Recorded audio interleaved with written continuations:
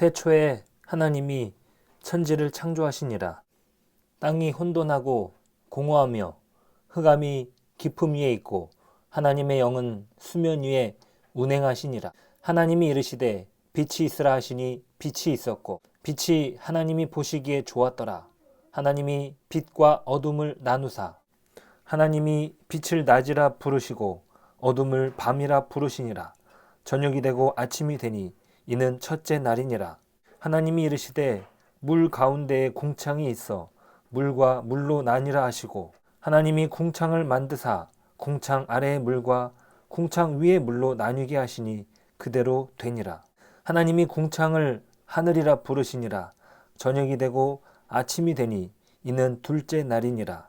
하나님이 이르시되 천하의 물이 한 곳으로 모이고 묻이 드러나라 하시니 그대로 되니라. 하나님이 묻을 땅이라 부르시고 모인 물을 바다라 부르시니 하나님이 보시기에 좋았더라.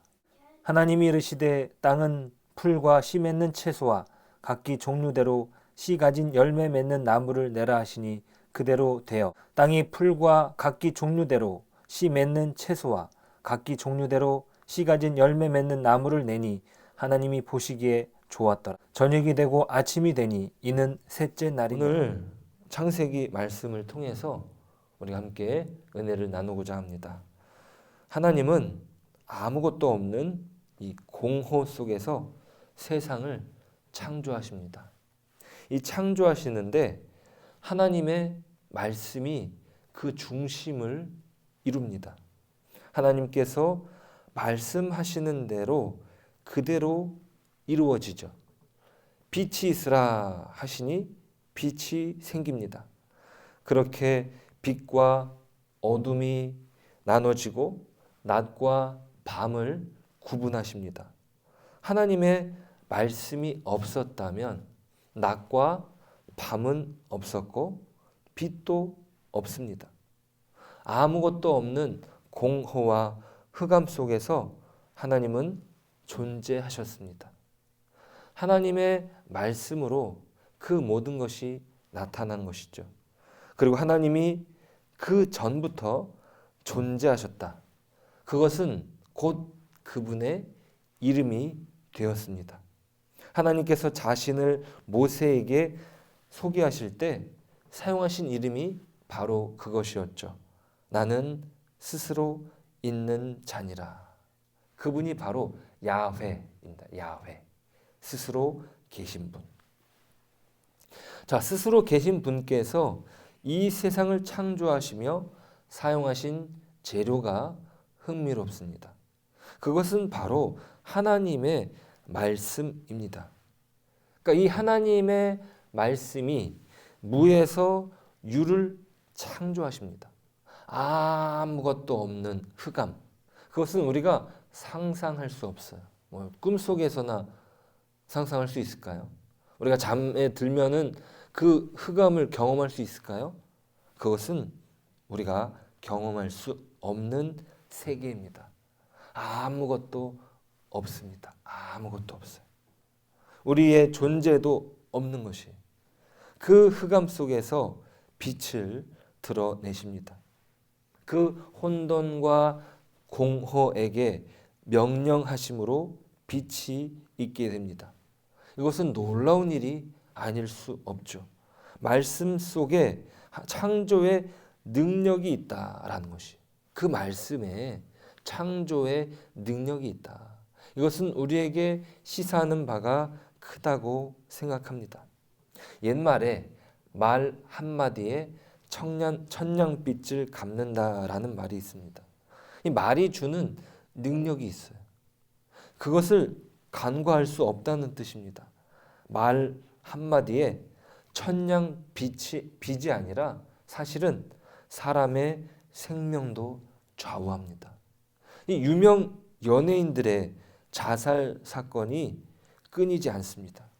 그런데 그 이면에는요, 말이 주는 상처가 또아리고 있습니다.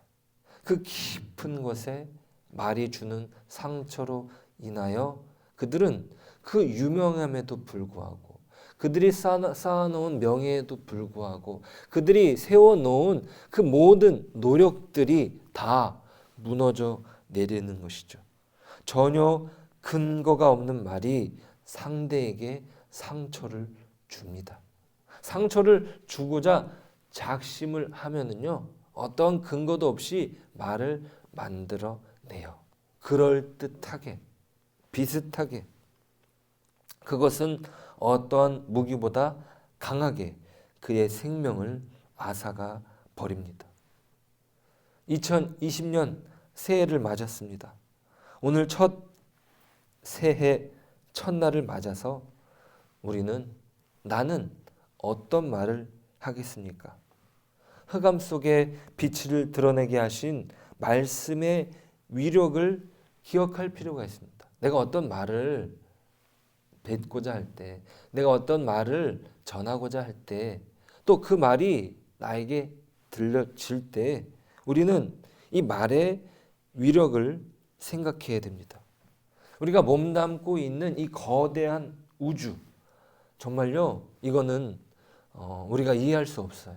아무리 우주 탐사선을 보낸다 할지라도 이 우주를 이해한다는 것, 이 지구, 내가 살고 있는 이 삶의 환경을 이해한다라고 하는 것, 그것은 불가능한 일입니다.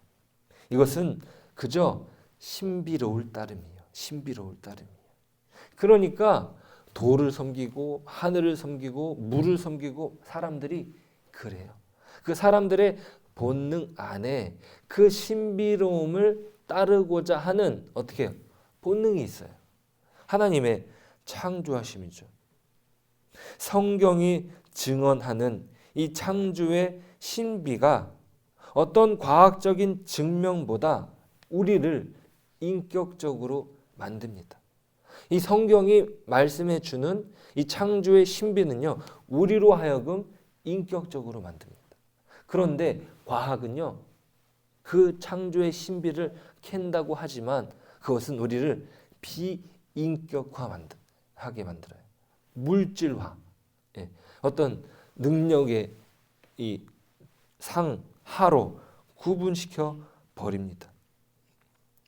그 세상, 그 과학에서는요, 이 놀라운 세상을 우연히 발생한 어떤 작은 아메바에서 그 시작을 말했다고 하는데 그게 과학이라고 말할 수 있겠습니까? 과학이라고 하는 단어에 그 우연이라고 하는 것을 가설로 설정해서 그것을 믿어야 돼요. 그래서 어느 유명한 분이 과학은 믿음의 영역이다라고 말했습니다. 우연히 생물이 출현했다라고 하는 가설을 붙잡아야 돼요. 그 믿음을 붙잡아야 과학이 시작됩니다. 우리는요, 이 창세기의 말씀을 통해서 창조의 재료인 말의 신비한 능력을, 우리의 말을 어떻게, 그 능력을 통해서 우리의 말을 어떻게 사용할 것인가 돌아봐야 됩니다. 나는 말로 관계를 무너뜨릴 것인가? 아니면 생명의 기운을 불어넣을 것인가? 말의 능력을 생각하면서 헛되고 공격적인 말에 재갈을 물렸으면 좋겠습니다. 올 한 해 내가 헛된 말을 하지 말자. 올 한 해 내가 거짓된 말에 휘둘리지 말자. 그리고 멀어졌던 어둠의 관계를 회복시키는 그 사랑의 빛을 말을 통해 드러냅시다. 하나님께서 그 어두움 가운데 빛이 있어라 라는 그 말 한마디에 빛이 생겼던 것처럼 우리가 우리의 관계 안에서 멀어졌던 것, 우리의 관계 안에서 흑암의 영역으로 남아있는 부분들에 대해서 우리가 선한 말을 하는 것이에요. 우리 창세기에 이루어졌던 그 하나님의 놀라운 말의 능력을 우리가 소유하는 것이에요. 그것을 통해서 올 한 해도 승리하시고 또 오늘 하루도 승리하는 저와 여러분 되시길 축복합니다.